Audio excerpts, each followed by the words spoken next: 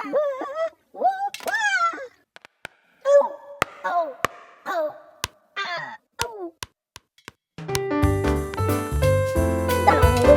now, it's time for another Dice Tower review with Tom Vasel. Hey folks, today we're taking a look at Simurgh. This is a game that I was very interested to try out because it's from NSKN Games. And their games are really usually chock full of theme. This was one I was very big about playing when I saw this because it also was about dragons and worker placement. I love worker placement. And it looked like the board was full of possibilities for fun. Let's see if that's right.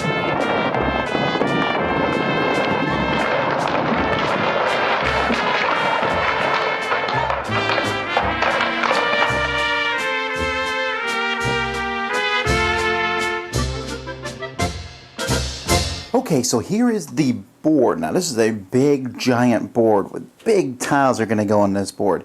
Each player is going to get a small player board and they're going to have some resources that they're going to put in these squares, even if the resources don't necessarily fit in those squares.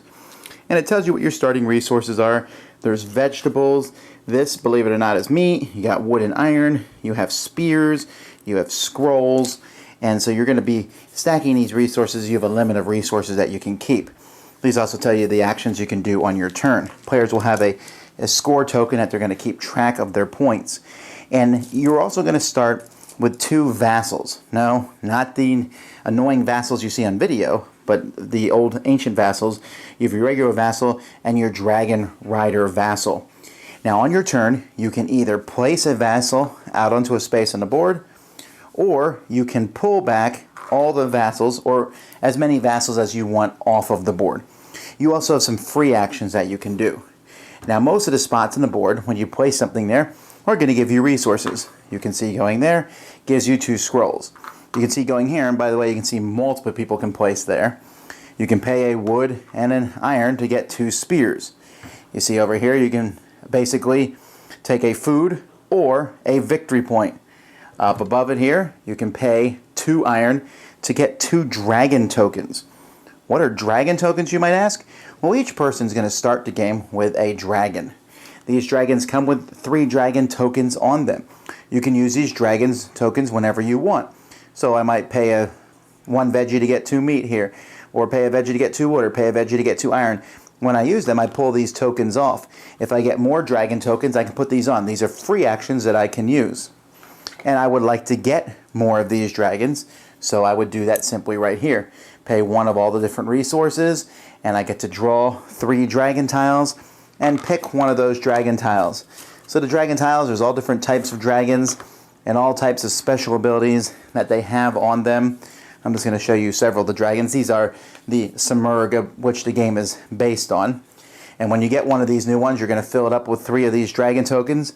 And then there's other spots on the board that you'll be able to put these dragon tokens back on. Now, let's keep going. Over here is a spot to put dragon tokens back on. Pay 3 wood to get 2 dragon tokens.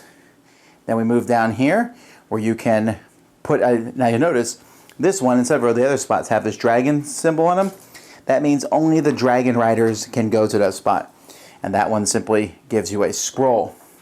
I want more people. Here I can pay 3 vegetables and a food to get another vassal, or I can pay 2 vegetables and 3 food to get a dragon rider. Over here I can get a wood or an iron. There's a white diagonal line there, but it's very hard to see. And I get another card. Now these cards over here, each player is going to start with several of these cards. These are big giant cards. If you take a card over here, you'll have to pay, you'll get some points, but you'll have to pay resources, scrolls and or spears. As a free action on your turn, you can play a card over here in the wilds area. There are several spots in the wilds where these cards can be played. And when you play a card, you have to immediately put one of your vassals on it, or you're not allowed to play it. But playing it is a free action. And when you play these cards, they're going to allow you to do different things. So, for example, this one here, let's take a closer look at that one. It puts basically new action spaces on the board. Going here gets you 3 scrolls. Going here, where anybody can go, gets you a food or a meat and a scroll. Going here, you pay a scroll to get 2 dragon tokens. Here you pay 4 iron to get 5 scrolls and 2 victory points. This one here is kind of a travel thing. To go on here, you have to pay 2 wood or 2 iron. But once you're on there, as a free action each turn, and it gives you 2 points, you can go down one of these paths. And here I get 2 points and a spear. Here I get 4 points. Here I get 6 points and 2 spears. I have to keep paying the cost when I move down. But you can see you can get a lot of points by moving through these tracks. And these aren't the only things that could be put there. There are some spots like this where only dragon riders can go to get points. Here you can sacrifice 2 vassals. You always have to keep 1 vassal, so I would have to get some. But I get 16 points. Here I can pay for, 1 vegetable to get 5 meat. And really, there's just a huge combination of these. However, the rules of this game are, when one of these dragon tracks is finished and the dragon's done, then they come off and the tile's removed. All the other tiles, if there's anyone never on it for any reason, it's removed. And those tiles being removed is one of the end conditions of the game. At the top of the board, we have here.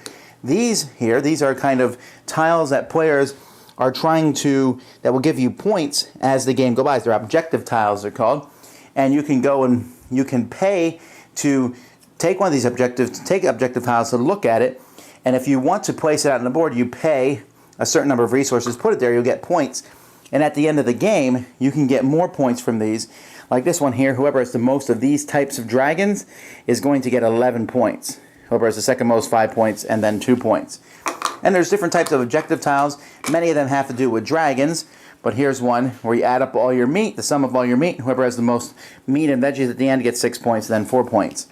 If enough of these objective tiles are turned over, and again that's based on how long you want the game to be, that will also trigger the end of the game.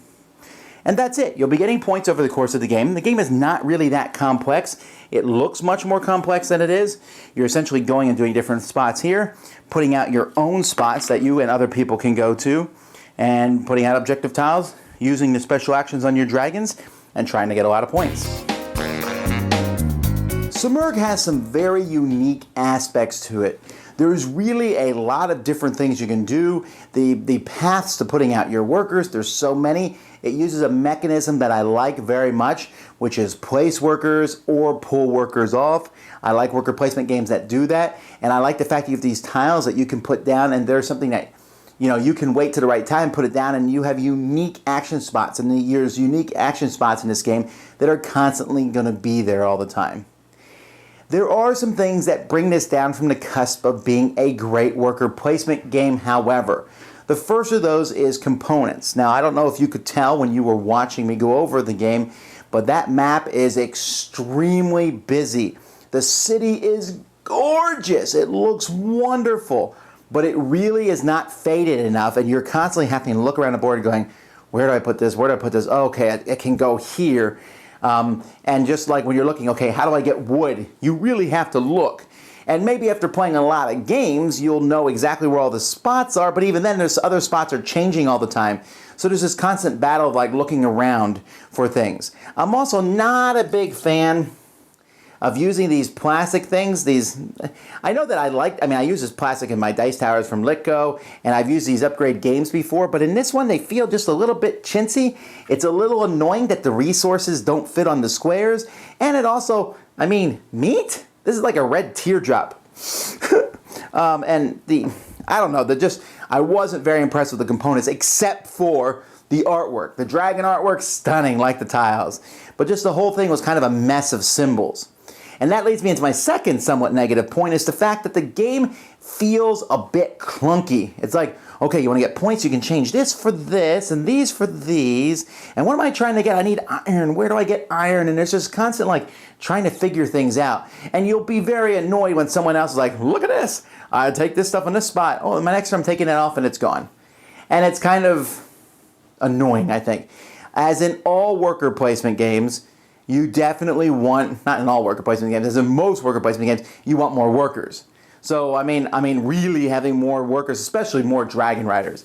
A lot of the best spaces are dragon rider spaces, and you're going to constantly, I'm always hesitant to put a dragon rider space in a space that doesn't require one, because you'll probably end up needing to put one on a dragon rider space later on. Now, all this sounds like I'm being negative towards the game. Those are just the things that I found that kept it from being a great game. As it is, I think it is a good game. I like the freedom, even if it does kind of clunkiness slow the game down a bit. I like the freedom of being able to go here and go here. I love having those cards, and I'm like, ooh, I can do this. But what I really enjoy is I really enjoy the dragons. And I go out of my way to get more dragons in the game. Because first of all, you can get points from them from objectives. But also being able to pull those tokens off and do special things, that's really cool. And the dragons just give you these neat things that you can do, and then you can fill them back up and do it again. So there's some really cool concepts here. The theme about defending a city and all that, that's kind of there. But overall, it's a very solid worker placement game, hampered a bit by components, and it's just a little clunky in play. Like it's not as streamlined as, let's say, Lords of Waterdeep or some of the other games, but still a very interesting experience overall. It doesn't take that long. It looks like it's going to take a long time. It plays very quickly and works well, as far as I can tell, with all the number of players. Certainly one I think you should at least look at. I don't think it's going to be one for everybody, but I enjoyed it. Simurgh. Dice Tower Judgment, approved. Thanks so much for watching the Dice Tower videos. Find more great videos and reviews, as well as our top-rated audio podcast at Dicetower.com. You can also find other great shows at Dicetowernetwork.com. I'm Eric Summerer, and you've been watching The Dice Tower. The Dice Tower is sponsored by Cool Stuff Inc., where you can find great games for great prices. Cool stuff in stock. Check them out at CoolStuffInc.com. Shut the door. There.